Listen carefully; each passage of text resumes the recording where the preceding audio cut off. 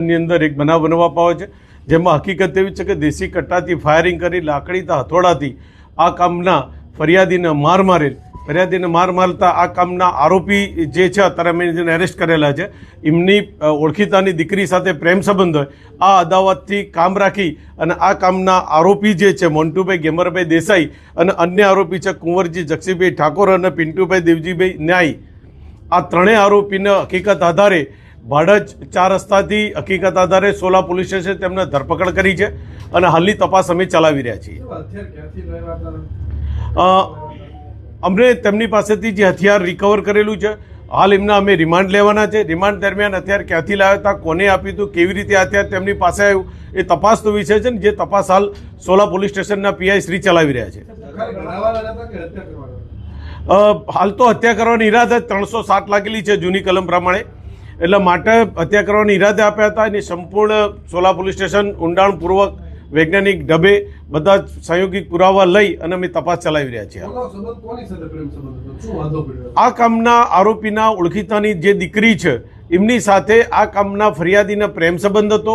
એ લોકો અગાઉ આ દીકરીને લઈ ગયેલા, માટે આની અદાવત રાખી અને આ પ્રકારનું અદાવત રાખીને એમના પર હુમલો કરવામાં આવેલ છે, જે હકીકતે ફરિયાદ દાખલ થયેલી છે અને હાલ એ હકીકતના આધારે સોલા પોલીસ સ્ટેશન ફરિયાદ ચલાવી રહ્યા છે અને તપાસ ચલાવી રહ્યા છે।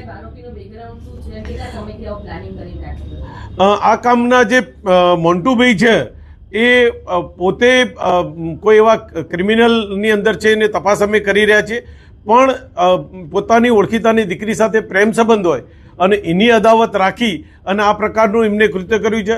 જે મોન્ટુ છે પોતે મકાન લે વેચનું અને મકાન ભાડે આપવાનું કામ કરી રહ્યા છે। અન્ય આરોપી છે એ રિક્ષા ડ્રાઇવિંગ છે, જે બીજો છે અંકુરજી છે, અને પિન્ટુભાઈ જે ન્યાયી છે એ પોતે એસી ફિટ કરવાનું કામ કરી રહ્યા છે। અને એમના ગુનાહિત ઇતિહાસ શું છે, ક્યાં ક્યાં ફરેલા, કેવી રીતે ફરેલા, કેવી રીતે પ્રાણ બળ, એ બધો તપાસનો વિષય છે અને જેની તપાસ હાલ સોલા પોલીસ સ્ટેશન ચલાવી રહેલ છે। કેટલા સમયથી રેકી કરતા હતા, કારણ કે બંને મૂળ પાટણ જિલ્લાના રહેવાસી છે, અમદાવાદ આવી અને અસોલ્ટ કરવામાં આવ્યું, કેટલા સમયથી રેકી કરતા હતા, શું પ્લાનિંગ હતું? તપાસમાં એમને 2-3 દિવસથી આની રેકી કરતા તેવું બહાર આવેલ છે અને જે રેકીના આધારે એટલે અમે તમામ પાસાઓ લઈ રેકી ક્યારે કરી, કેવી રીતે કરી, અન્ય આરોપી કોણ છે એ બધાની તપાસો અમે ચલાવી રહ્યા છીએ।